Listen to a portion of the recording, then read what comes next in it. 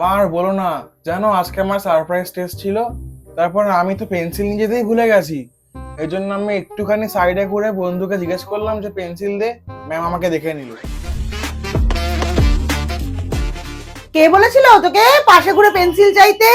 বাড়ি থেকে পেন্সিল নিয়ে যেতে পারো না? তুমি হয়তো স্টুডেন্ট, পেন নিতে ভুলে যাও, পেন্সিল নিতে ভুলে যাও। এবার ম্যাম আমাকে কল করবে, নালে প্রিন্সিপালকে বলবে, প্রিন্সিপাল তোকে ওয়ার্নিং লেটার দেবে। আমি ওয়ার্নিং লেটারে সাইন করতে পারবো না। আরে মা, এত কিছু কোথায় বলো মা, সব কিছু না তুমি নিজের মতো ভেবে ফেলো।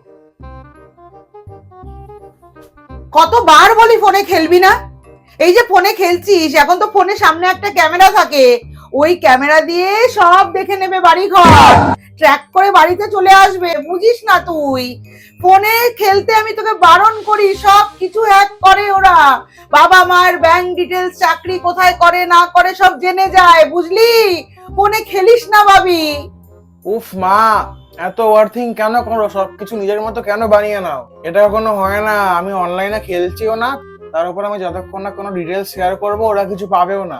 মা বলছি, আজকেও তুমি স্কুলে টিফিন দিয়েছিলে না, কিন্তু বন্ধুরা সবাই চাইছিল, কম হয়েছে বলে দিতে পারিনি। বন্ধুদের টিফিন দিসনি? ব্যাস, ওরা আর তোর সাথে মিশবে না। তুই কি করে একা স্কুলে থাকবি?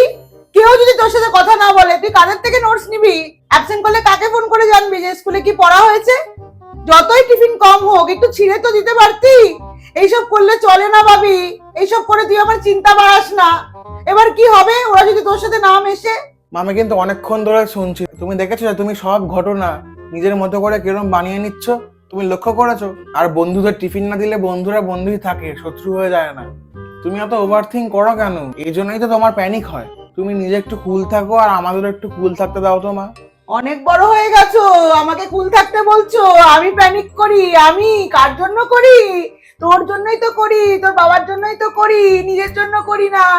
এই যে ঘটনাগুলো বললাম, জিজ্ঞেস কর তো তোর বন্ধুদের, তোর বন্ধুদের মায়েদের, একটা মিথ্যে কথা বললাম কিনা। সব কথা আমি জেনে বুঝে